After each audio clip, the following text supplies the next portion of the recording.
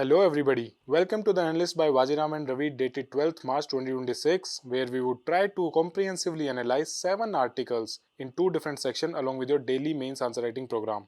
In the analysis part, we will first have a comprehensive discussion with respect to the recent Supreme Court judgment in Harish Rana case where the court for the first time allowed passive euthanasia for a man in permanent vegetative state. Then in the second article, we will have a discussion with respect to the unemployment situation in India with some recent trends, its causes, consequences, steps taken by government and way forward. Then in the prelims pointer section, we will have a discussion with respect to 5 different articles from the special perspective of your upcoming UPSC prelims 2026 with some value addition. Now coming to the very first topic of today's discussion, imagine a person lying in a hospital bed from the last 13 years, unable to move, unable to eat on his own, unable to recognize his family members. And imagine the parents every day coming to the hospital, they are standing beside him, thinking when or if ever he'll be recovering from this position or he'll be recognizing them or not from the last 13 years. This is not an imaginary person, this is the condition of Harish Rana, whom Supreme Court in the recent judgment has allowed to undergo passive euthanasia. So the first article talks about how Supreme Court in the recent judgment of Harish Rana case 2026, they allowed passive euthanasia for the first time for a man in permanent vegetative state from the last 13 years. Now in this topic, we'll see what is euthanasia, what are the different forms of euthanasia, how it has evolved over time, what are the different judgments in which Supreme Court has laid the guidelines for this, what is Ministry of Health doing regarding this passive euthanasia, and what are some of the dilemmas around euthanasia in India. Now this topic is important for you guys not only for the GS paper 2 polity where we talk about fundamental rights under Article 21. Article 21 talks about right to life. Also, along with it, Supreme Court said that this Article 21 now also contains right to die with dignity. That's why they have recognized passive euthanasia as part of a fundamental right for a specialized case in a situations where person is in permanent vegetative state. Fine. After that, this is also topic is part of GS paper 4 of ethics, where we will see the ethical dilemmas, medical ethics and right to die with dignity in the lens of ethics. That how allowing a person to die or protecting his life, how it creates a dilemma for not only the family members but also for the doctors in the hospital. Fine, so let's start with euthanasia. What does euthanasia mean? It is often referred to as mercy killing. Mercy killing, basically you are relieving somebody of the pain what he is going through. A person, if he is in the permanent vegetative stage or he is brain dead, then you allow that person to die to relieve from that suffering. For example, the Aruna Shanbag case, that lady was in this brain dead or you can say permanent vegetative state from the last 4 decades before she finally died of pneumonia in 2015. So this sometimes becomes issue that whether you keep that person alive, you keep on regularly providing them the medical support, medical health care, or you let them die with dignity. So it is defined as hastening of death of a patient to prevent further suffering. Hastening of death means you are allowing him to die naturally before time by withdrawing the life support on which the person is allowed till now. Now this word comes from Greek word eu means good and thanatos means death. Euthanasia, that means good death, which means good death or death with dignity. Fine, so this is the meaning of the term euthanasia. Now the constitutional basis says, as I've told you, Article 21, which says that right to life and personal liberty, under which the Supreme Court has interpreted that this right to right of life and personal liberty also includes not just living but living with dignity. So if the person is in that stage in hospital where he is not living with dignity, let him at least die with dignity. We let him be relieved from the pain or the suffering he is going on every day, where he cannot even talk, he cannot even express his pain, he's just lying on the bed.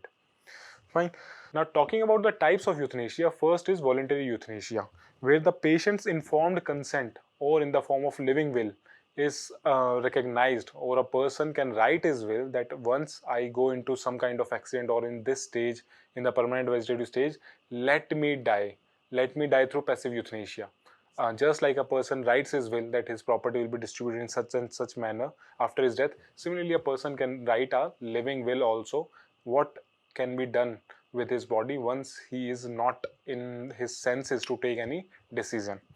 Second is non-voluntary, where the decision by a surrogate or a family or court for an incapacitated person is taken. Now the person has not made any will, he has gone into incapacitated state. Now somebody else on his behalf can take decision. They can be either family member or court or doctors maybe. And last is involuntary, where the patient is capable of giving consent but not asked. This is largely illegal. It is also considered a part of murder. Fine. So basically among this we have two types of euthanasia, active and passive euthanasia, where we have to focus. Active euthanasia is positive or aggressive euthanasia, and passive euthanasia is negative or non-aggressive euthanasia. What do you mean by aggressive, non-aggressive? Basically in active euthanasia, the intentional death by direct intervention is performed to end the meaningless existence by lethal doses of drug or injection. Basically in active euthanasia, the person is given a drug to end his life. A dose of drug, or you can say a medicine or an injection, is given inside the body of the person, through which he dies smoothly without any pain. But you are giving something from outside in his body where he dies. But in passive euthanasia, intentional death is caused not providing essential care or food or water, basically by discontinuing the medical treatment which we are giving to that person. You just stop the treatment and let the person die in a natural death. Or withdrawing or removing artificial life support, basically the ventilator, the feeding tube, you remove all them. And if the person doesn't get the ventilator support or the feeding tube support, he will automatically die after some time. And this is also done in a smooth process where the patient does not go through immense pain during dying. So in this active euthanasia, there is quick death and all forms are illegal in India. Now this is important for you guys. This can be asked in prelims also, and it is not allowed in India. But passive euthanasia, it is slower, uncomfortable, and all forms are legal in India now. It is allowed in India by the Supreme Court. Fine. So we'll see how it evolved over time. What were the different cases in which Supreme Court talked about passive euthanasia? First in 1994 in the P. Ratinam case versus Union of India, where the Supreme Court held that right to die is part of Article 21 of right to life. Supreme Court recognized this thing in 1994. But 2 years after that, in Gyan Kaur versus State of Punjab case, the Supreme Court reversed its previous jurisdiction. Basically, they said that they held Article 21 is for protection of life and not for its extinction. That means right to life is for living. You cannot take away life. It is not for extinction, or you can say um, removing lives of somebody. Now, in the 1996, just 2 years after the previous judgment in Gyan Kaur versus State of Punjab case, the Supreme Court reversed its previous judgment, where they said that Article 21 is for protection of life, not to take away of somebody's life. Fine. And finally, in 2011, it was a landmark judgment in Aruna Shanbag versus Union of India case, where for the first time, the court recognized passive euthanasia in rare cases under judicial monitoring. That under the monitoring of court and judicial magistrate and doctors, somebody with on a special case basis can be allowed to undergo passive euthanasia. But in this case, Aruna Shanbag was not allowed to undergo passive euthanasia. Why?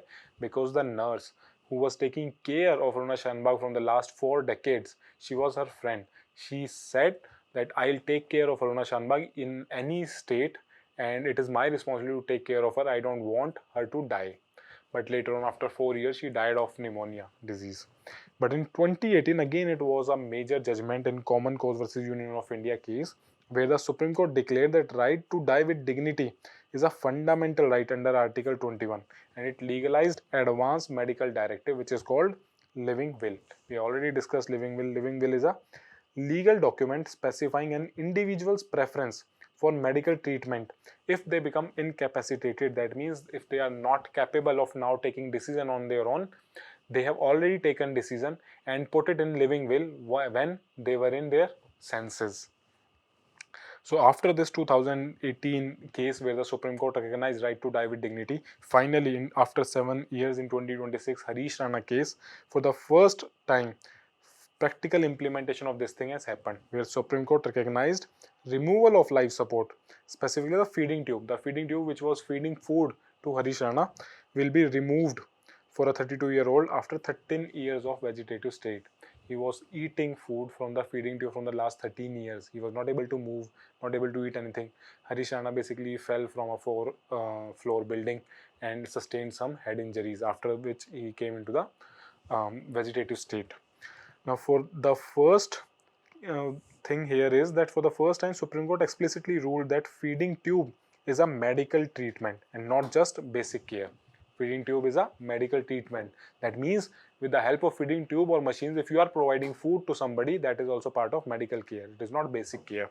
So in this case, what Supreme Court said, basically you remove the feeding tube. After some time, slowly Harish Rana will undergo passive euthanasia on his own. So we'll not be injecting any drug into him to let him die, but we'll just remove the feeding tube or medical support. Clear? So now we'll see what are the procedures established which should be followed in case of any passive euthanasia. First, there should be a living will. A living will, as we have discussed, it is advance directive stating whether a person wants refusal of life support treatment in terminal illness. Terminal illness are those where the person does not have any chance to recover in future, or conditions under which the treatment should be withdrawn. The person in his will, they can write that under such and such conditions where the chances of recovery are very low or the time taken will be infinite, they can withdraw their life support. So they can put their wishes in the living will. Second, then after this, if the living will is not there, two hospital medical boards will be created of 3 members each. There will be a primary medical board and a secondary medical board. The primary medical board will be created at the treating hospital. In whichever hospital the patient is there, on that particular hospital, a primary treating board will be created. After that, to keep an on-site, or you can say oversight over that primary board, a secondary board will be created with external experts and doctors included in it. Again, it will be a 3-member committee. Now, earlier Chief District Medical Officer was part of the secondary committee, but in the 2023 guidelines by Ministry of Health and Family Welfare, this section has been removed. Now, a nominee of Chief District Medical Officer can be part of this committee. Basically, it reduces the cumbersome procedure required in creating this committee. Now, after receiving the consent of the patient's family or the legal guardian, they can move ahead. And after the final approval by the hospital authorities, the patient can be admitted to palliative care facility. Now, in this case, Harish Rana will be admitted in AIMS palliative care facility. Palliative care facility are basically special type of facilities which are designed to reduce pain of a patient, which are designed to take extra care of a patient, at least when they are dying, where life support can be withdrawn humanly, ensuring dignity and comfort even in the death. Fine. So Ministry of Housing and Family Welfare created our draft guidelines. They brought out draft guidelines regarding euthanasia. Basically, they said that supportive care can be withdrawn if a person is brain dead. Brain dead means that you are not able to function on your own. You are not able to move your body. You are not able to think and sense something. You are not able to recognize your family. All those things. An informed refusal is documented. Basically, the person has written in the living will that his medical support should be withdrawn. Or the guidelines also talked about medical boards which will decide when the treatment is futile for terminal patients. That means after which point the treatments are insignificant for the patient. There are no chances of recovering. They also talked about how hospitals must form clinical ethical committees for audit oversight and conflict resolution in case of any euthanasia issue coming, because see, these are sensitive issues. At these times, the patients, the entire family of the patient, they are in a kind of trauma. So an ethical oversight committee, a regulation committee has to be made by hospitals. Now these guidelines were brought out by Ministry of, in 2023 by Ministry of Health. Now, what are the different arguments in favor and against euthanasia which can be used to write your mains answer? The arguments in favor are basically your autonomy over the body of individual. That this is my body, it is my right to take decision over my body. Respect individual sovereignty over their own body. Then dignity in death, by relieving patient from the unbearable suffering. See, the patient is lying still, he cannot speak, he cannot express himself. Who knows what suffering he is going through? So what if we think that the patient is completely fine, he's not going through any suffering, but internally he is suffering a lot? So it is our duty, or you can say duty of doctors, to relieve him from that suffering. Then medical futility, withholding treatment that offers no real chance of patient recovery. When the chances are almost nil or negligible, you can withdraw treatment. It has to be withdrawn. Or organ donation, it can potentially save many lives. Imagine a person is lying almost dead on a hospital bed for 4 decades. Now, if the person wants or have a living will that I want to donate my organs once I become in this incapacitated stage, then it can save a lot of people's life. In India, we have huge shortage of organ donation. So this is also required in our country. Then financial relief, the families sometimes are not financially well off to take care of the medical bills coming for this treatment. So the families, by avoiding prolonged and costly treatment, they can also be relieved. That money can also be used in some other um, old age person's care or a child's studies. And last is judicial recognition for the right to die with dignity, Article 21. Now the judiciary and the Constitution, Article 21, has also recognized right to die with dignity as a fundamental right. So these all are the arguments in favor of euthanasia. Now we'll see some of the arguments against euthanasia. Some arguments against euthanasia, which says first is religious opposition. Basically, in religions like your Christianity and Islam, euthanasia is often opposed because life is gift of God. Life is gift of God, and only the God has the right to take away life. Only God has the authority to take it away. There is a potential of abuse in some cases also. See, India is famous for abusing whatever laws we create. People do find some kind of loopholes and they are then misused. So here also, non-voluntary euthanasia, where consent is not clear and may lead to coerced consent. That means, what if a person has created living will, but his consent, or you can say the will, has been forced upon him? So there can be misuse. Then we have slippery slope. That means the fear that it may lead to involuntary killing of elderly or disabled for financial gains. Let's say somebody wants to take property, somebody wants to take insurance money, and all those things. Anything can be there. So again, it may lead to immoral practices of involuntary killing. And last is undermines medical ethics. Doctors take Hippocratic oath to save each and every life. Now, this Hippocratic oath to preserve life is violated in case of euthanasia. So, doctors are in a dilemma in such cases. Then, what should be the way forward? What should we do regarding euthanasia? First is the legislative action. The Supreme Court in 2026 explicitly they urged the center government to enact a comprehensive law on end of life care to move beyond the judicial guidelines. Right now, euthanasia, the procedure regarding euthanasia, their entire steps, they are just working on Supreme Court guidelines. Now, Supreme Court says that center has the responsibility to make law regarding this. It should not just run on the Supreme Court guidelines. So you have to make a comprehensive law regarding this. Then palliative care, need to integrate palliative care or pain relief or comfort care into the National Health Mission. So death isn't the only escape from pain. So palliative care should be given priority so that the patients in this case they are relieved from pain. They should not only think that death is my only option to relieve this pain. The palliative care should be able to remove their pain. Then your digital integration, linking the living will to Aadhaar or Ayushman Bharat digital health account for easily accessing by the doctors. Now it is available just like your documents which are available on DigiLocker. Similarly, it can be linked with Aadhaar or the Ayushman health records, digital health records, where doctor can easily access based upon providing some details of the patients. Then public has to be made aware regarding this, normalizing conversations around death to reduce the stigma and legal fear among the doctors. A lack of awareness is a major issue in our country which has to be resolved. Then clear hospital protocols, with uniform national guidelines for the hospital has to be created, which will be part of any law which, if it is created by the central government. Then we have to safeguard against the misuse. Strict medical and legal oversight has to be given, and anybody found misusing this provision has to be dealt with very severe punishment, so that a precedent can be set regarding this. And finally, ethical training of doctors, training in end of life decision making, because right now nobody gives this kind of education to doctors. Doctors do go in a lot of trauma when they face severe dilemmas regarding saving patient lives. Now we'll see what are some of the other countries doing. Now this euthanasia is legal in countries like Netherlands, Belgium, Luxembourg and Spain. In all these countries, passive euthanasia is allowed.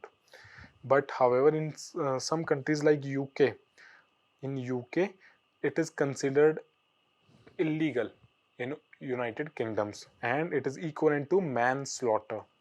So they consider passive or active euthanasia equivalent to manslaughter. It is highly illegal.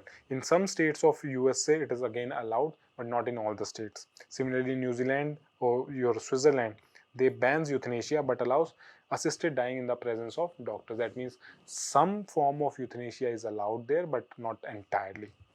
So in this lines, we can also create some of the legislation, palliative care, public awareness, digital linking of living will and training of doctors. All this has to be done in India also. Now based on all the discussion which we have done till now your job is to write an answer on this topic. The question says, recognition of the right to die with dignity marks an important evolution in India's understanding of the right to life. Discuss in the context of euthanasia and recent Supreme Court judgments. Now this will be a 2-page answer in 150 words. Make sure you guys are writing and practicing this. Coming to the second topic of today's discussion, it talks about unemployment data and the issue of unemployment in India. In the recent debates on India's labor market, which highlights concerns that official statistics may not fully capture the unemployment data, where the economic policy continues to prioritize GDP growth rather than employment generation. So basically what it says, that the growth in GDP has been focused as the main parameter, rather than focusing on whether this GDP growth is jobless growth or it is generating a lot of new jobs. Now, this topic is important for us for the GS paper 3 perspective of Indian economy, which talks about issues relating to development, employment and inclusive growth, where if the GDP growth is jobless, it will not be counted as inclusive growth, because poor will be becoming poor and rich will be getting richer. Fine. So in this topic, we will discuss the unemployment issues in India, why they are caused, how they are calculated, who calculates them, what are the reasons for it, what consequences it leads to, and finally, what steps government is taking and what are the way forwards. So the definition of unemployment as given by International Labour Organization, it is a situation where an individual is able and willing to work at the prevailing market, or you can say wage rate, but they cannot find a job. That means imagine a person who wants to do the job, he is available to do the job, he is willing to do, but still he is not able to get a job. There are not enough jobs in the market to, you can say, capture the entire workforce population. Now labor force will include both employed and unemployed people. Now keep this thing in mind, it can be asked in your prelims exam also. Labor force will include both employed and unemployed. Unemployed are those who are seeking work, and employed are those who are already working. Now what are the other key indicators? Your unemployment rate, which includes unemployed people divided by the entire labor force, both employed and unemployed, into 100, which gives you the unemployment rate in percentage terms. Then your labor force participation rate, LFPR, basically the percentage of working age population. What is the working age population? 15 years and above, those who can work. That is either employed or actively looking for work. That means they are unemployed, but they are looking for work. They all become part of labor force participation rate. In India, the labor force participation rate of individuals aged 15 plus was 55.9% in January 2026, with a higher rural rate of 58.7%. Fine. So this was your labor force participation rate. That means out of all the entire population, these are your people who are either employed or looking for employment. Now worker population ratio. Basically, it shows the percentage of total population that is employed. Worker population tells you about workers in the entire population. Basically, the employed divided by the total population. It tells you worker population ratio.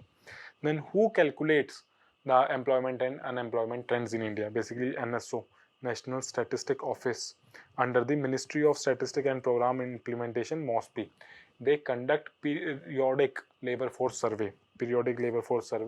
And earlier it was done on annual basis. From I think 2018 they started doing periodic labor force survey on a quarterly basis, and from January of 2025, from last year, now the quarterly, or you can say monthly, updates are given for periodic labor force survey. Now basically their update are given every month, every quarter and every year. So this also you must remember. Now how it is calculated, there are basically two methods which are used for calculation. First is your usual status, or the usual principal and subsidiary status, based on the person's activity over the last 365 days. Now last 365 days, that means 1 year is the reference period in this kind of method, usual status. If a person is employed, if they have worked for at least, a person is considered employed if they have just worked for the last 30, or you can say any 30 days in the entire 1 year. Let's say in the entire 2025, if you have worked only for 30 days, then also under this method you are considered employed. So God knows what is the exact unemployment rate if we consider the entire cycle of the entire year. Now within this, the principal and subsidiary status are different. Principal status talks about somebody is principally, or you can say primarily, employed if they does work for 183 days, and subsidiary status within the usual status, it says that if a person is employed just for 30 days, they'll be counted as employed. Similarly, in the current weekly status, the base period is 7 days, that you consider the last 7 days, that within last 7 days they will see whether a person is employed or not. And again, listen carefully, a person is considered employed if they worked for at least 1 hour in any day. In the last 7 days, if a person has just worked for 1 hour in the entire 7 days, any day, any time, just 1 hour, he will be considered employed. So it captures seasonal or short-term fluctuations, and usual status captures long-term fluctuations, and this captures short-term. Apart from this, there is daily status also. Daily status, which sees if a person is employed in a day or not. Basically, they count the number of hours a person is employed within a day or not. But usually your usual status and current weekly status are the major methodologies to count the unemployment and employment rate by Ministry of Statistics and Program Implementation. Now, what are the different types of unemployment found in India? First is your disguised unemployment. What is disguised unemployment? That means more people are working than required. That means the marginal productivity of new worker is zero. Imagine you have a field in which you have grown, let's say, wheat or rice. Now 4 people of your family are working in that field, and suddenly a 5th person from your family comes and says, okay, I'll help you in this field. But his help is not required. The same work can be done by 4 guys who are already working. So the marginal utility of the 5th person is zero. That means they are adding zero value to the work. But in their mind, in the family's mind, that person will be seen as doing something. So they look like employed, but they are disguised unemployment. They show disguised unemployment. And it is most common in Indian agriculture, where the entire family is working in agriculture fields, but the work can be done by fewer people also. Second is structural unemployment. What does it mean? That there is a mismatch between available skill and industry requirement. This is largely seen in majority of the engineers getting graduated in the Indian colleges. Some reports from McKinsey and different companies, they say that more than 80% of the engineers graduating from Indian universities and colleges, they are unemployable because they do not have the desired skill to work in the industry. So this is structural unemployment. Third is cyclical unemployment, which occurs during economic recession or slowdown. For example, let's say there was a slowdown in the textile industry for some time when Trump put a 50% tariff on India. The exports were virtually shut. Who will buy your material at 50% tariff? Only the trade was limited to very few companies. So a lot of people were laid off. This was cyclical unemployment, but as the tariffs were removed, they were again employed back. Fourth is frictional employment. Frictional unemployment means the temporary phase when an individual is between jobs. That means he has left one job to gain another job. In between, they are frictional employment. Most of you guys who are preparing for civil services but who had worked earlier, who were earlier in job, left their job and now preparing for another job, you guys are in the frictional unemployment. Then you have vulnerable unemployment, where people are working without formal contact or social security in the informal sector, largely in your factories, gig workers. All they are working without proper, you can say, a lot of social security and support from their employees. So this is vulnerable unemployment or employment. And last is technical unemployment, which talks about job loss due to automation and AI, which is a major concern in today's world. A lot of layoffs are happening in the large IT industry. TCS, Wipro, HCL Tech, Infosys, even the large giants, global giants like Amazon, Alphabet, Microsoft, they are laying a lot of software engineers because the AI has increased productivity. The work of 10 people is now being done by one person. So a lot of you can say unemployment is happening because of these technical reasons. Now we'll see some of the latest data of the periodic labor force survey, which was released in January and Feb of 2026, which shows that the overall unemployment rate in India is 5%, which has seen a slight increase from December's 4.8. But an interesting pattern which you must see, that the urban areas, in urban areas the unemployment rate is 7%, which is much higher than as compared to the rural areas, which is 4.2. So that means the people in the urban area are more unemployed. Basically, a reason can be that the person are more qualified and they are not willing to do lower grade jobs, because now they have put in a lot of efforts in studies and preparing for the jobs. Now they are not willing to do smaller jobs. So this can be one of the reasons. But you remember this, this question can also be asked in prelims, that they can say that the urban unemployment rate is higher than the rural unemployment rate. So that will be correct.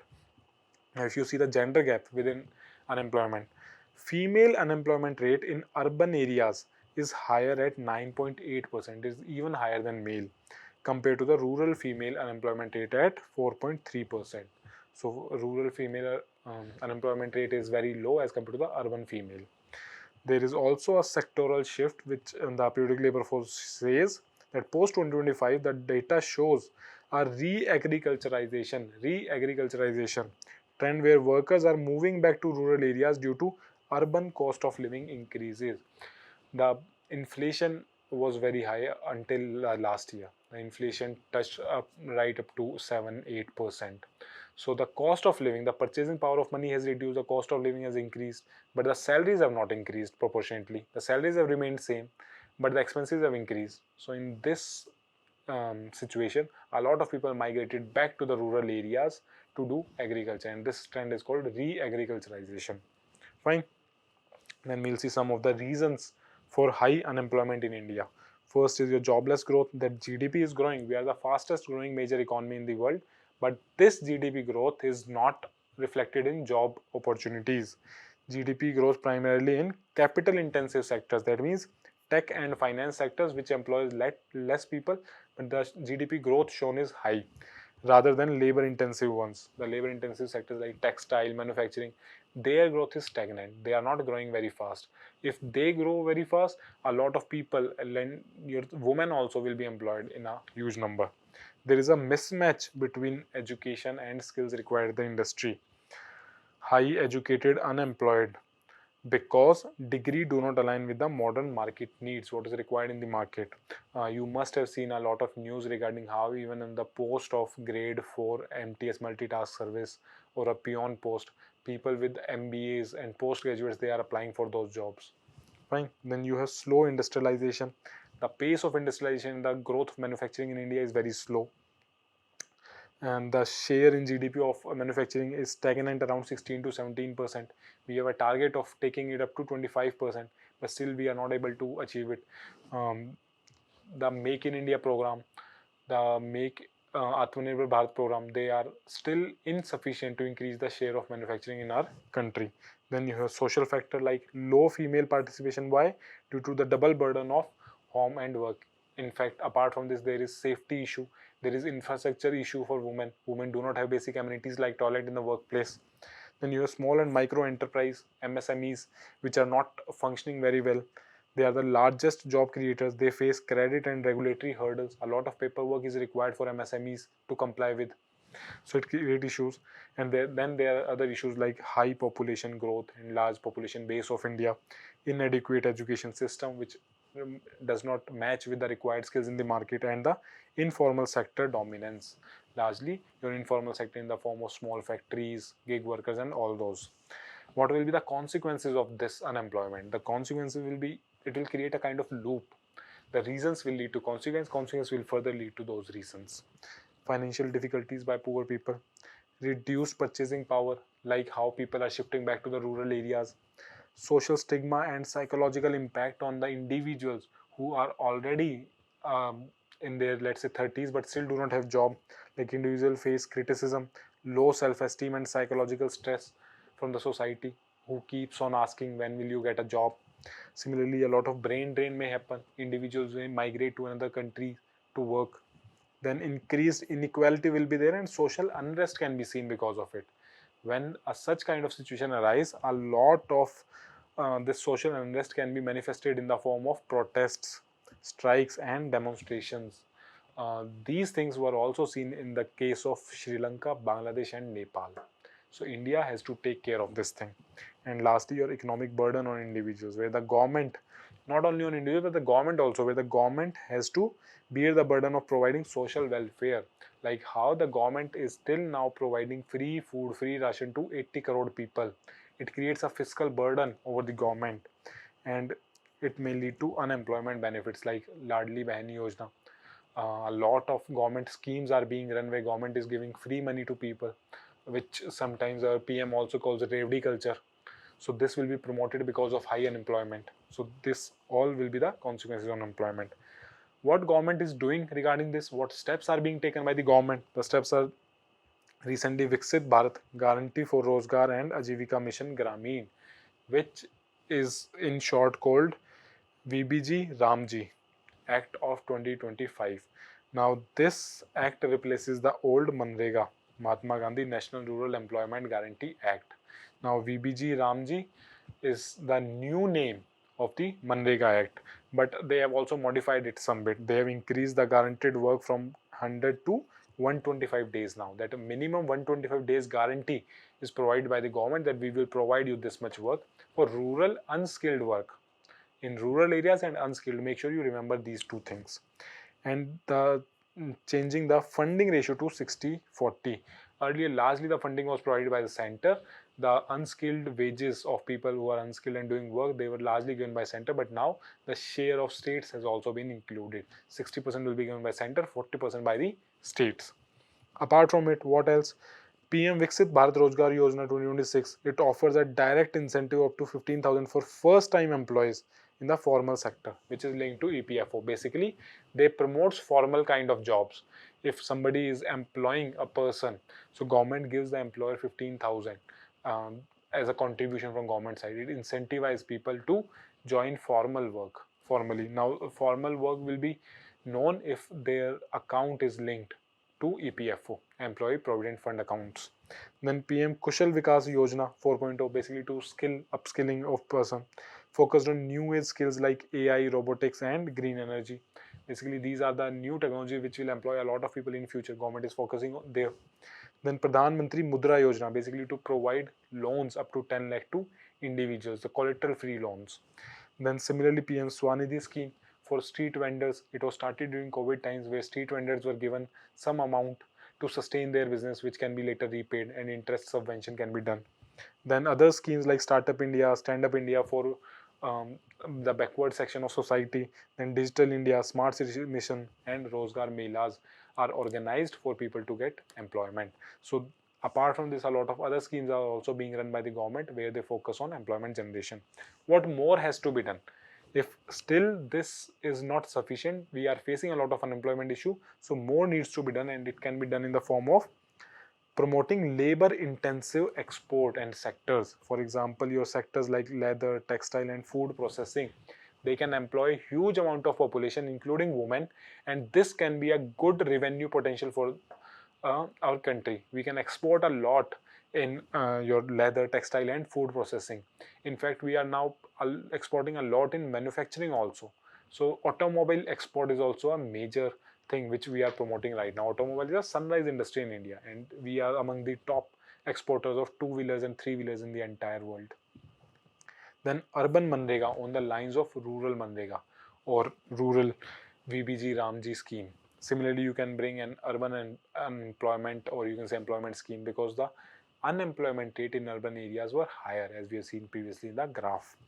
Now, National Employment Policy, finalizing a roadmap to finalize the gig economy and providing social security to 450 million plus informal workers. That means 45 crore of informal workers. So you have to bring a national employment policy so that the gig workers also get their due right, because the gig economy is increasing.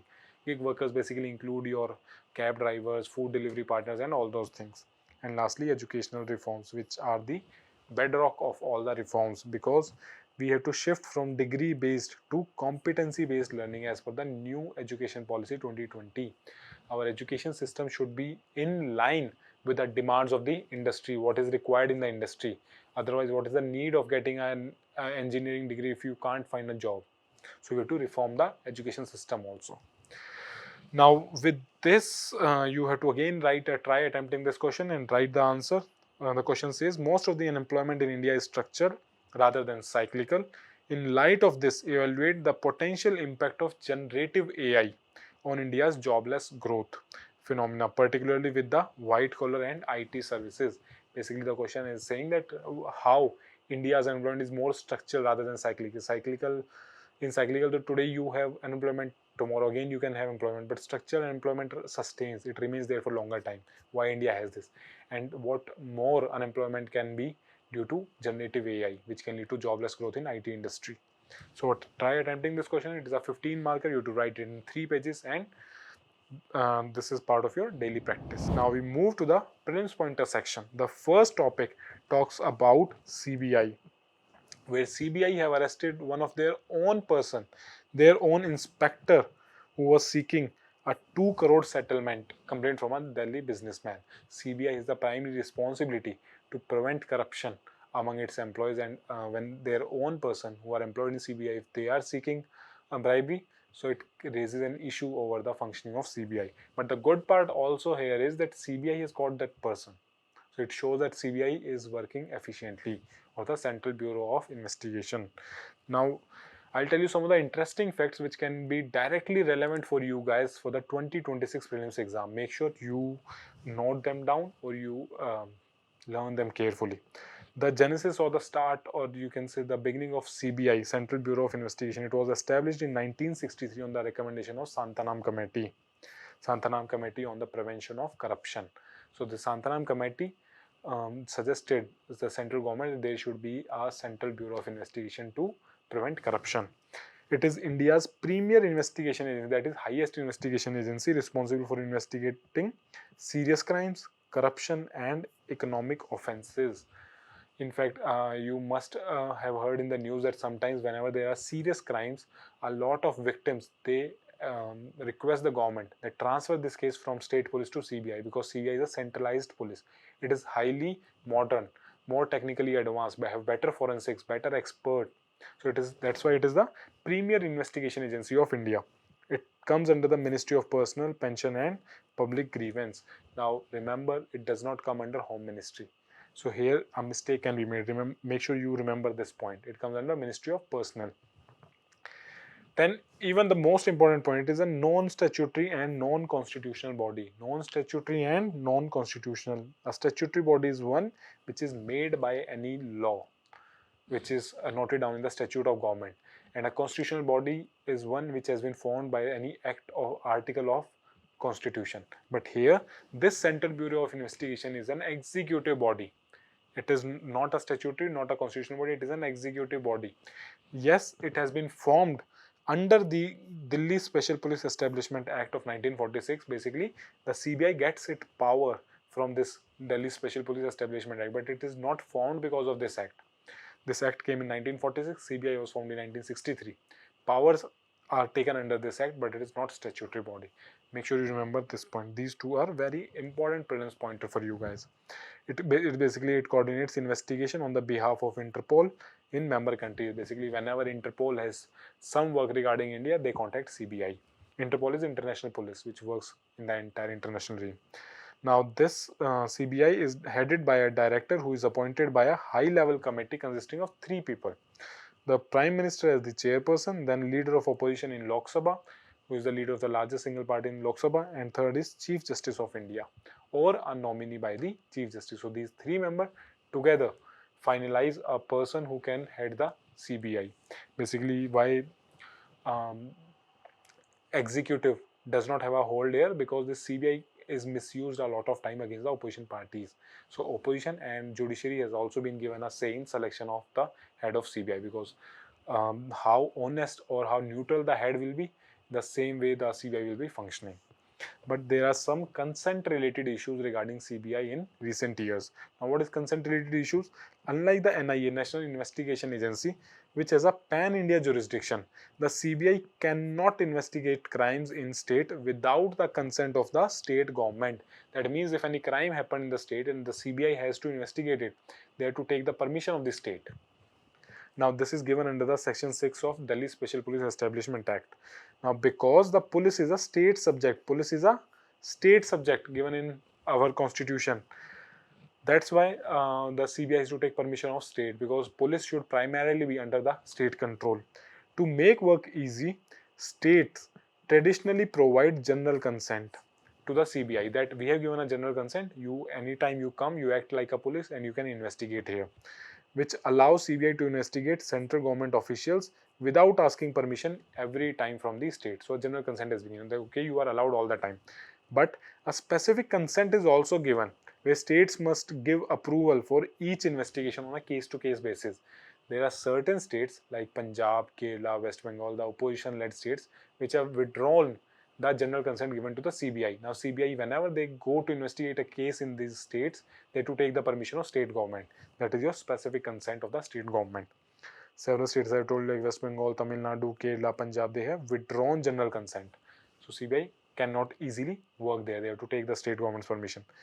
However, the central government employee, you can say central employee exemption, in which the Supreme Court said that CBI does not need state consent to register an FIR against central government employee for offences under Central Act. So if a central government employee, even if they are working under the state government in a particular state and state is not giving consent, still these are exceptions where the CBI can file a case against that employee and they can investigate against them. So make sure you remember these. Within prelims, they can give a statement regarding general consent or specific consent, or whether the police is in state list, center list. All these things can come in your prelims. So we move ahead to the next topic, which talks about Meghalayan Tribal Council. How, because of violence, the polls which has to be conducted in this tribal autonomous council, they have been postponed. So it is important for us because it's part of 6th schedule and autonomous district councils in Meghalaya. Basically, it says that postponement of elections in Garo Hill Autonomous District Council, as there were violence. So violent clashes were between the dominant Garo tribe and the Bengali speaking Muslims in that particular region. So in this article, what we'll see about the 6th schedule and the autonomous district councils created under the 6th schedule. First, you must remember that these, what are the different states in which the 6th schedule is applicable. It is applicable in 4 states. Your Assam, Meghalaya, Tripura and Mizoram. These are the 4 states in which the 6th schedule is applicable. Apart from this, there are 10 other states where the 5th schedule for basically governing the scheduled areas and tribal peoples is there. And in these 4 areas, you have special 6th schedule. Now, this 6th schedule of the Constitution under Article 244 and 271 of the Constitution is provided for the administration of tribal areas in Assam, Meghalaya, Tripura and Mizoram. These 4 states, Assam, Meghalaya, Tripura and Mizoram. How you can remember this? These 4 states are in a line. Assam, under Assam, Meghalaya, under Meghalaya, Tripura, under Tripura, Mizoram. So these are in line, all 4. So you can remember in this manner. So Article 244 of the Constitution states that under 6th schedule there can be autonomous district councils for the administration of tribal areas. And Article 275 talks of fiscal devolution, that central government may direct states or itself provide funds to the third tier of governance under these autonomous district council. Basically 244 talks about creation of these councils, 275 talks about funding of these councils. Then the sixth schedule operates through autonomous district councils or ADCs and regional councils created under these. The composition of these ADCs generally they consist of 30 members, out of which 26 are elected via adult franchise for a 5-year term, just like a normal election, how we elect our MLAs and MPs. 4 are nominated by the governor, who are at the pleasure of governor. That means they can be removed also by governor at any time. There are certain exceptions that the Bodoland Tribal Council, this Bodoland Tribal Council in Assam has 46 members. So this is an exception. Generally there are 30 members, 26 are elected, 4 are nominated by the governor. All these are important for your prelims perspective. Now what is the governor's role? The governor is the head of these areas. Governor can define or alter the boundaries of these autonomous district councils. They can examine the administration of these councils through a committee. If that committee submits a report and it recommends anything, so these councils can also be dissolved by the governor based upon the recommendation of these committees. Now within these 4 states there are 10 different autonomous district councils. These are 10. What are there? 3 in Assam: Bodoland, uh, Karbi Anglong Autonomous District Council and Catcher Hills District Council. Now the name of Catcher Hill District Council has been changed. It is Demi Hasao Autonomous District Council. Apart from this, in Meghalaya you again have 3 autonomous district council as Garo, Khasi and Jantia ADCs. In Tripura you have 1 which is called Tripura ADC, and in Mizoram again you have 3 different ADCs called Chakma ADC, Lai ADC and Mara ADC. So basically Assam, Meghalaya and Mizoram have 3 each, and Tripura has just 1 ADC. So remember this thing. Apart from this, what all you need to remember, what are the different legislative, executive and judicial powers with these ADCs, autonomous district councils. They can make law on land, forest, non-reserved forest, the canal water, shifting cultivation, inheritance, marriage, divorce and social customs. Almost all the laws which are required in daily working, they can make laws on this. It is crucial because all laws require the governor's assent. That means the laws can be made by these ADCs, but they require governor's assent. If the governor says no, they cannot make the law. The judiciary, they can establish village councils or village courts in their area where for trials where both parties are scheduled tribes. Among their local customs, they create a court, and within those court, their trial can go on. Now there is a constraint here that they cannot hear cases involving offences punishable for death or 5+ years of punishment. So all those cases where the punishment is less than 5 years, they can be heard in the village courts or village council. But if the punishment is more than 5 years and up to death, it has to be transferred to the normal courts, or you can say district courts or high courts. In the financial perspective, they can levy taxes on land, professional, trade, animals and vehicles. They also receive grant in aids from the Consolidated Fund of India under Article 275. As I told you, 275 talks about fiscal devolution, providing funds to the ADCs. Clear? Now you must also know some difference between the 5th and 6th schedule, which can confuse you in the exam. There are 10 states under 5th schedule. There are just 4 states under 6th schedule. All these 4 states are from Northeast. The body which is created in the 5th schedule is called Tribal Advisory Council. Here it is called Autonomous District Council. Now this Tribal Advisory Council has the advisory role. They advise the governor on making laws. Now this ADC has legislative power. They can make their own law, although they are done on the concept of governor. Now central or state laws are applicable in these 5th schedule areas unless governor says no. Generally any law made by center or state, it will be applicable in 5th schedule areas until unless governor says no, this is not required here, don't implement this law. But it is opposite in 6th schedule. Any law made by center or state does not apply unless specifically the council or the governor says yes. So here everything applies, few does not apply. Here nothing applies, just few apply. This is the difference. Fine. So make sure you remember these points, the difference between 5th and 6th schedule. Now we move to the next prelims pointer, which talks about the India's coal stock, which is in news in these days. Why?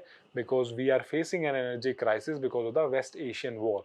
We are not importing natural gas. A lot of our coal reserves now are coming in the forefront to provide energy security to us. Basically, the government, the Ministry of Coal, it says that the coal stock for 88 days is left, and India has an overall coal stock of 210 million tons, which would be adequate for roughly 88 days, said by Coal Ministry. The coal has been mined and stored at the pit head for transporting to the relevant sectors by the Coal India, which is the major coal producer and miner in our country.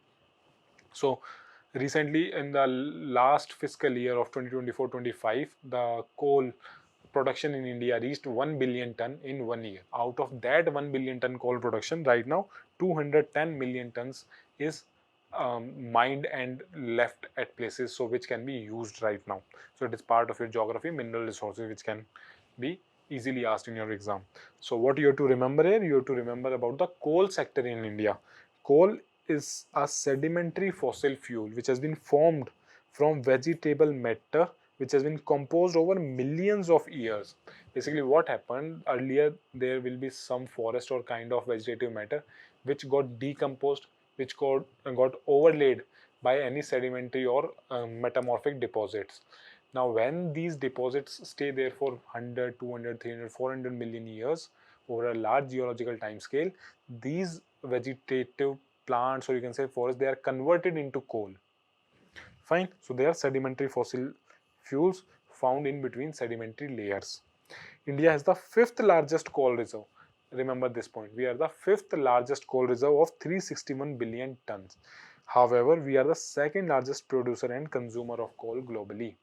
Although our reserves are less, but we are using them extensively. That means despite having fifth largest reserve, we are producing and consuming them at a very high pace, because we are energy hungry country. India is a growing country. Our GDP is growing, our manufacturing industries all are growing. So we need a lot of energy. A lot of air conditions are being used by everybody now in their homes. So all this requires a lot of energy, which is majorly produced by coal. Now, as I told you about the record production in FY 24-25, India crossed 1 billion ton of production, and the target for this year has been set at 1.15 billion tons. However, I guess that we will exceed this target because of this energy crisis. Now, the Coal India and other companies, they are working more efficiently to extract more coal as substitutes. Now, Coal Mines Nationalization Act of 1973, it governs the eligibility of coal mining in India. This is the law which governs the coal sector. The auction-based regime in 2024 permitted private sector participation. So, after the coal scam in 2012-13, the Supreme Court and the government, they allowed private sector participation. They opened up the coal sector based upon auction. Now, earlier, this private sector parties, they were allowed only for their personal use. Let's say there is Tata Power, which generates power. So, government says that okay, you can mine a coal mine, you can take out coal and use for your power generation. But now in 2020, the sector was further liberalized with opening up of the commercial coal mining to other private players also. Not only for captive use, but to sell in market also. That anybody can come and mine from different coal fields, and then you can sell it in your market. Now, these are some of the coal mining regions of the India. Basically, you have anthracite coal found in Jammu and Kashmir, which is a high grade coal. Then majority of India's coal is found in this region, in the three states of Chhattisgarh, Jharkhand and Odisha. They together accounts for majority of India's coal production, which is largely your bituminous coal found. This is your second grade coal found here. And it is also called Gondwana coal. Apart from this, you have coal in Gujarat region, Madhya Pradesh, Telangana, Andhra Pradesh, and then you have some kind of lignite coal in Tamil Nadu also, which is of low quality. Then a lot of coal is also found in Assam region. A lot of hydrocarbons are found in Assam. The gas, coal, oil, all of them are found in Assam, because at some point this region was under sea also. So a lot of you can say oil deposits, and because of decomposition of vegetative matter over millions of years, they have coal deposits also. So these are some of the regions of coal deposit. Then what else you need to remember within coal is that their classification based upon quality and based upon geological age. Now, based upon quality and carbon content, coal can be classified in 4 different types. First and highest quality coal is called anthracite, which is 80 to 95% of carbon content within it. These are of best quality, they are hard, they have less smoke when they are burnt, and they are found in Jammu and Kashmir. Only in Jammu and Kashmir in India in small quantities. So we require a lot of good quality coal is imported in India because we do not have high quality coking coal in India. A lot of coal is required in steel production. It is also imported in India. Then we have bituminous coal, which is of second best quality, which contains 60 to 80% of carbon within it. It is most commonly found in India, used for power generation and metallurgical processes. It is found in Jharkhand, Odisha, Chhattisgarh, which are the major producers of coal. Then on third number we have lignite coal from 40 to 55%. It is also called brown coal. The highest quality coal is called black coal, or you can say it is also called black gold. But this lignite is called brown coal. It has high moisture content, found in Tamil Nadu, Neyveli mines. These are the lignite uh, coal fields. It is also found in Rajasthan and Gujarat. And last is peat. Peat has less than 40% of carbon content. First stage of coal formation is called peat formation. They have low heating value. That means the calorific value here is less. They provide less energy upon heating. And apart from this, the classification of coal in India is also done based upon their age. So largely we have Gondwana coal within India, which is 250 million years old. 98% of India's reserves are Gondwana coal. So majorly we have Gondwana coal. They have high carbon and low sulfur. Largely your bituminous is Gondwana coal in India. They are found in river valleys in Damodar, Mahanadi and Son, Godavari. All these river basins they are found. Then we have tertiary coal. The age of tertiary coal is just 15 to 60 million years old. That means they are very young. Their carbon content will also be less. They have high moisture and high sulfur content, which reduces the productivity and calorific value of coal. They are found in northeast in Assam, Meghalaya and Arunachal, the tertiary coal. Fine. So this is the young coal which is found. So this was the coal sector of India. Now we move to the next, which talks about the pollution created by the air strike which triggered black rain in Tehran. So this article deeply talks about what is black rain, how it is caused, what are the consequences it may lead to. So this article regarding black coal can be asked in your prelims. So basically it says that the rain, it carried oil, soot, lead and droplets when it comes. So the rain was entirely black in color. And why it happened? The Sheikh oil warehouse in northeast Tehran, then Saran oil deposits and Tehran refinery facility in Iran. They were targeted by the missile attack of US and Israel. So when the Israel attacked these oil fields, oil wells, they start blowing up and a lot of hydrocarbon was drawn into air. The soot, the particulate matter from these oil, it went to the air along with different you can say pollutants like sulfur oxides, nitrous oxides and particulate matter. So it led to, and when the rain came down, rain particles, it binded with these particles, the rain droplets and these particulate matter particles, they bind it together, creating the rain looked like a black rain and they fell down. It is highly dangerous for people.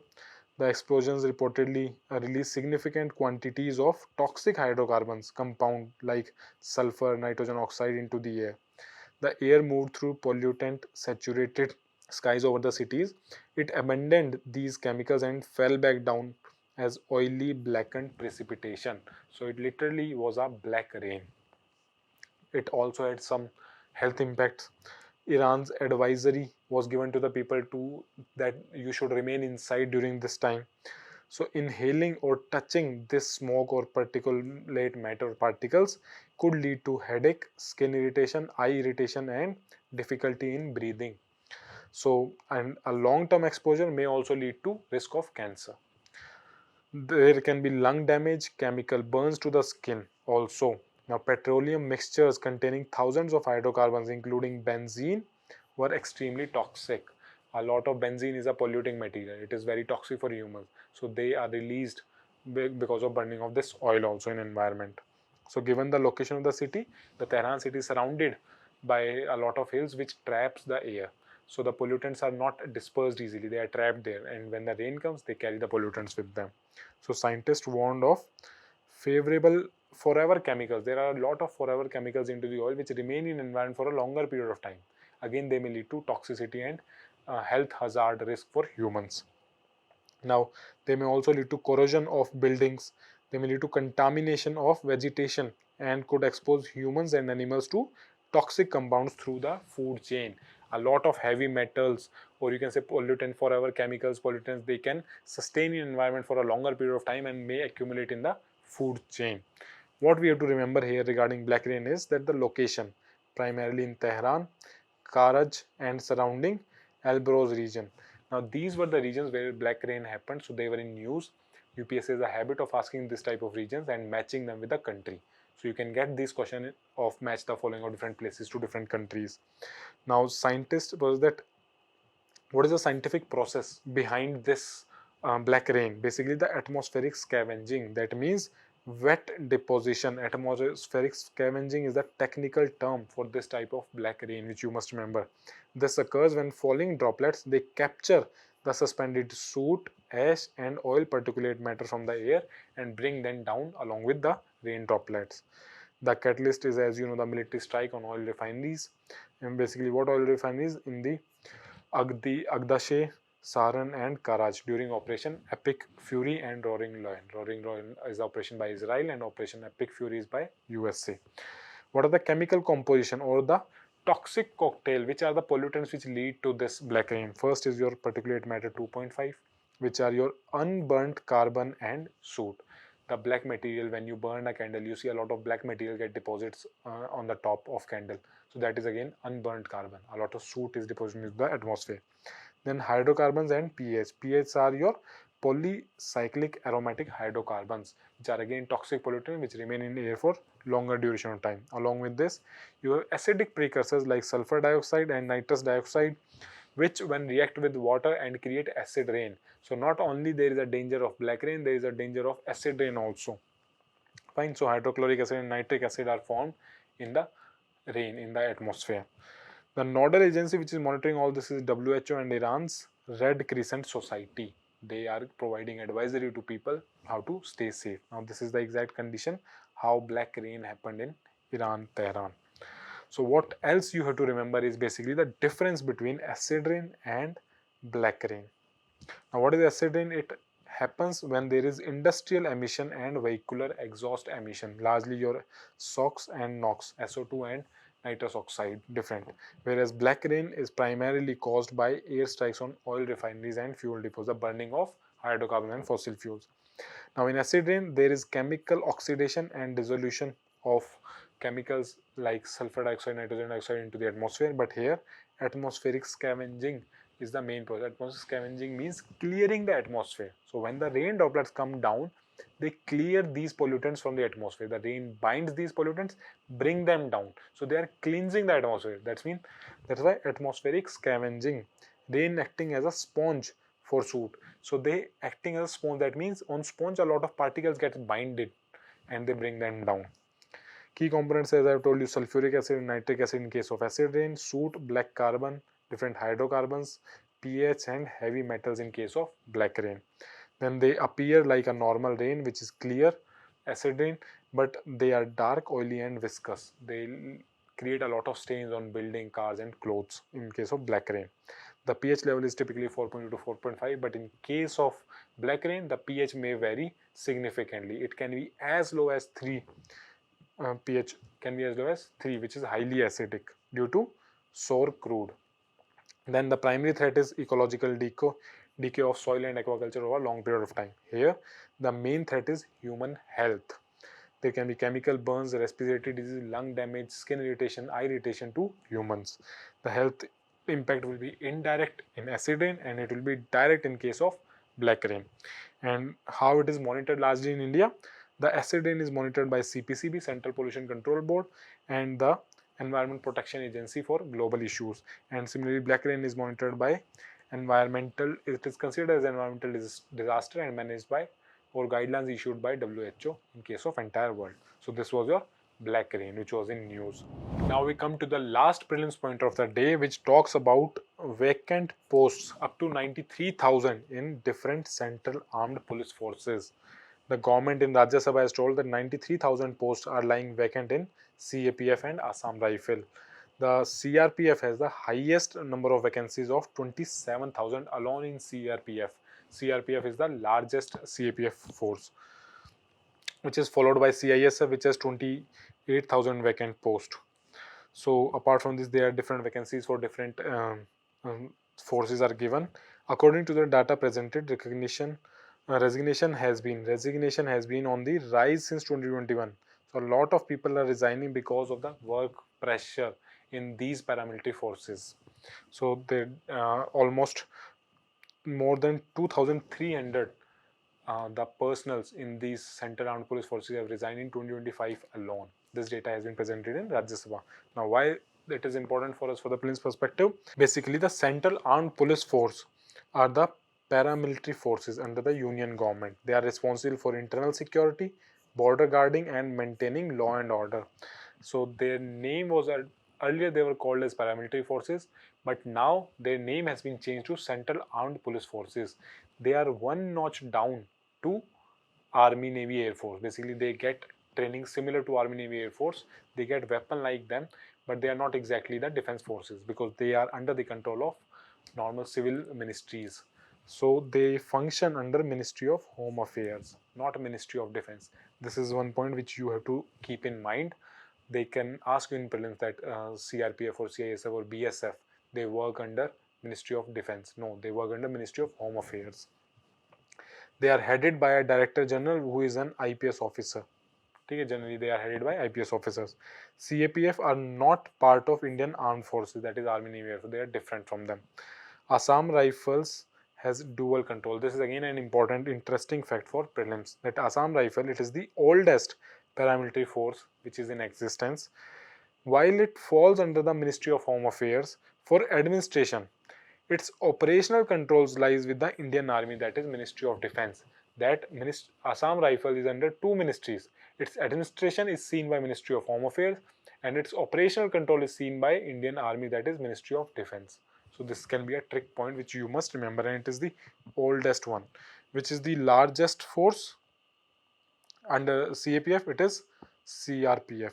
CRPF is the largest force and Assam Rifle is the oldest one. See, these are broadly classified into three different kind of CAPF. Basically, border guarding force, special operation force, and forces for internal security. For internal security, you have CISF and CRPF. For special operation, you have NSG. And for border guarding, basically the different borders of India, you have BSF, Assam Rifle, ITBP, and SSB. Now, what are these different forces? Your BSF is Border Security Force, which guards the border of Pakistan and Bangladesh, both on the eastern side in the Bangladesh border and on the western side in the Pakistan border. We have BSF guarding our borders. The ITBP, Indo-Tibetan Border Police, as the name says, Indo-Tibetan, it guards the China border in the high altitude. So in the Ladakh region, we have ITBP. Then you have Sasastra Seema Bal, which guard the Nepal and Bhutan borders. Largely, these are quiet borders. Mostly organized crimes or wildlife crimes happen through these borders. So they take care of all these things and plus other insurgent activities also. Then you have Assam Rifles, which guards Myanmar borders, and it also looks after Northeast counter-insurgency. Basically, the extremism in Northeast is dealt by Assam Rifles. A lot of local people are recruited by Assam Rifles there. So all these four forces, they are guarding our borders. BSF for Bangladesh and Pakistan border, then ITBP in the mountains for China border, Sasastra Seema Bal for Nepal and Bhutan border, and Assam Rifle for Myanmar and Northeast insurgency. Then you have forces for internal security like CISF, Central Industrial Security Force. As the name says, Industrial Security Force. Basically, it protects PSUs, large PSU companies like, let's say, your Bharat Petroleum, their headquarters, they are guarded by them. The airports like Delhi Airport is guarded by CISF. Delhi Metro, or you can say metros of other cities, they are guarded by CISF. And the nuclear installations of India, any nuclear plant in India, they are guarded by CISF specifically. CISF are more specialized as compared to the state police. That's why these important installations, important places, they are guarded by CISF. CISF can also guard any major industry of the private sector, provided their and then salary and uptake of that CISF is provided by that private person. For example, if Reliance Industries has a large plant in Jamnagar, if it is strategically important for India, CISF can guard that also. Then you have Central Reserve Police Force. The Central Reserve Police Force primarily looks at the internal security, basically anti-Naxal operations. or the left-wing extremism operations are seen by CRPF. Largely, they function a lot in the red corridor of India. Red corridor, where left-wing extremism is there. They'll work a lot in Chhattisgarh, Jharkhand, Odisha, in these states. They also act as right control force, and they are extensively used in election process also. CRPF does provide a lot of security in times of election because they are also the largest force. So they have a lot of personnel who can be used at the time of election for providing security. And last, you have Special Task Force, which is your National Security Guard, NSG. Largely, NSG is known for its NSG commandos, which are elite counter-terrorism and hostage rescue operations are conducted by NSG.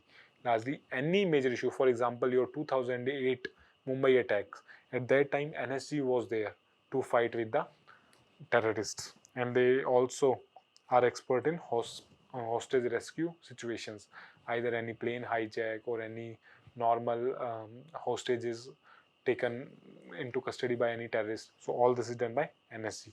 So remember these forces. Lastly, what is more important for you to remember is these boundaries where they are guarding.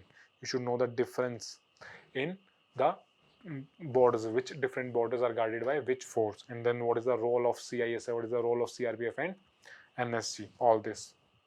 So with this, we come to end to today's discussion. I'll see you guys again in the discussion of Analyst, and make sure you are writing your mains answer writing question, whatever is given to you. Thank you.